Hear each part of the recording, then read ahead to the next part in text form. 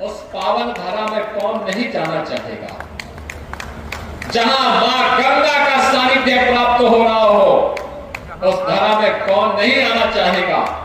और मुझे बहुत अच्छा लगता है जब बिजनौर में आता हूं, यहाँ की समृद्धि को देखता हूं, यहाँ के अन्नदाता किसानों की मेहनत को देखता हूं, यहाँ के नौजवानों की ऊर्जा को देखता हूं।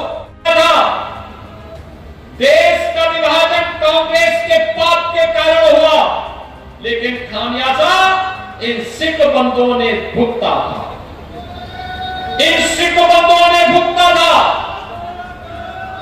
पंजाब से आने वाले बंधुओं ने भुगता था, बांग्लादेश से आने वाले बंधुओं ने भुगता था।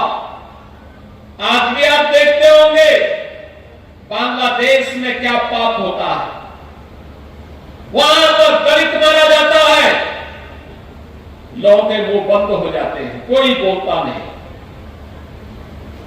उनके घर जलाए जाते हैं, कोई बोलता नहीं है। योगेंद्र नाथ मंडल के पाप के कारण ये हत्याएं हो रही हैं।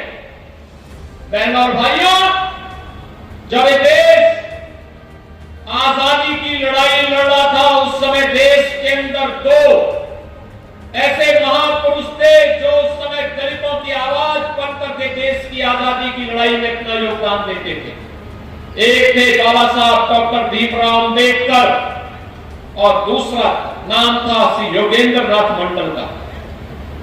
बाबा साहब भीमराव अंबेडकर सदैव भारत के अंदर भारत की आजादी के लिए ब्रिटिशर के खिलाफ लगातार मोर्चाबंदी की थी, लगातार लड़ते रहे। योगेंद्र नाथ मंडल भी लड़ाई को मजबूती के साथ आगे बढ़ाते रहे। कांग्रेस ने बाबा साहब भीमराव अंबेडकर को हमेशा अपमानित करने का काम किया, लेकिन जब देश की आजादी नजदीक आई, बाबा साहब भीमराव अंबेडकर मजबूती के साथ देश की आजादी की लड़ाई से जुड़े रहे। लेकिन योगेंद्र नाथ मंडल मुस्लिम, जहां मां गंगा का सानिध्य प्राप्त हो रहा हो, उस धारा में कौन नहीं आना चाहेगा। और मुझे बहुत अच्छा लगता है जब बिजनौर में आता हूं, यहाँ की समृद्धि को देखता हूं, यहाँ के अन्नदाता किसानों की मेहनत को देखता हूं, यहाँ के नौजवानों की ऊर्जा को देखता हूं, यहाँ के व्यापारियों के नवाचार को देखता हूं, यहाँ के कारीगरों की उद्यमशीलता को देखता हूं। मुझे लगता है कि कुछ विशिष्ट है बिजनौर में, इसीलिए तो बिजनौर है।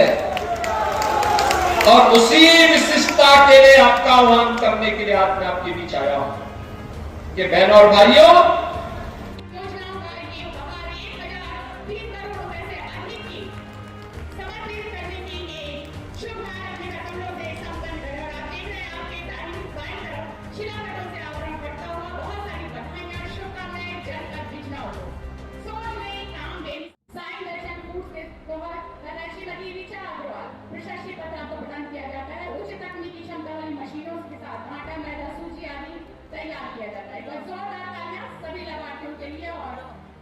दिल की गहराइयों से आभार प्रकट करते हुए जनपद निवासी प्रदेश परमात्मा श्री माननीय